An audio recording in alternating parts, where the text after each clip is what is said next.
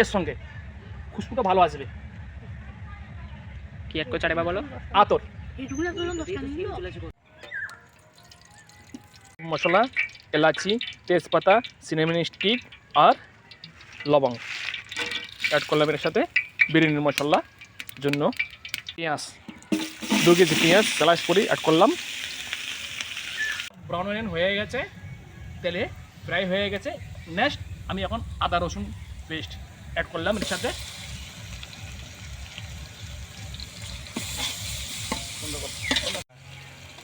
কেন অনেক ছেলেরা স্পাইসি কম খায়, তার জন্য অল্প করে আমি অ্যাড করলাম। অ্যাকচুয়ালি কলকাতা স্টাইলে টমেটো অ্যাড হয় না, তার জন্য ছেলেবেলা বলছে দাদা শেফ একটা টমেটো অ্যাড করে দেন। তো তার জন্য আমি টমেটো 500 গ্রাম টমেটো স্লাইস করেছি। স্লাইস করার পরে এর সাথে অ্যাড করবো। টমেটোটা ঢালা মানে একটু চটপটা হিসেবে, আজকাল ছেলেবেলাটা না চটপটে খাবার পছন্দ করে, তাই না? ওকে, টমেটোটা অ্যাড করলাম।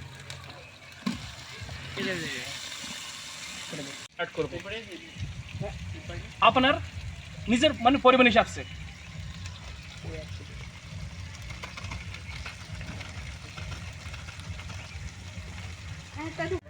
কাশ্মীরি লঙ্কা পাউডার এর সাথে অ্যাড করবো।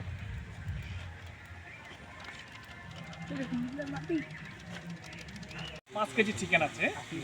চিকেনগুলো মতলব ছোটো ছোটো পিস আছে, 40-60 গ্রামের ভিতরে, ঠিক আছে? তো আমি চিকেনগুলো অ্যাড করবো এর সাথে।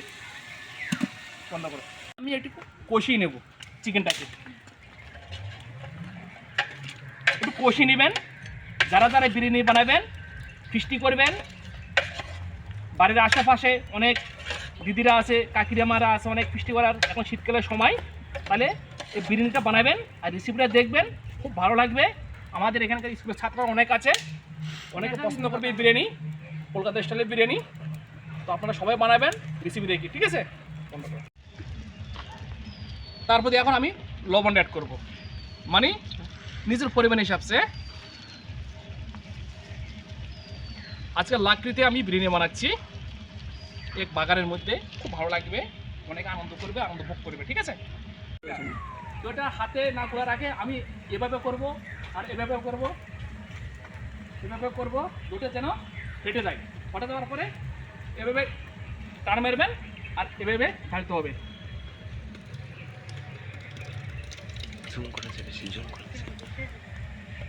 বন্ধ করো। ধনিয়া গুঁড়ো অ্যাড করবে এর সাথে।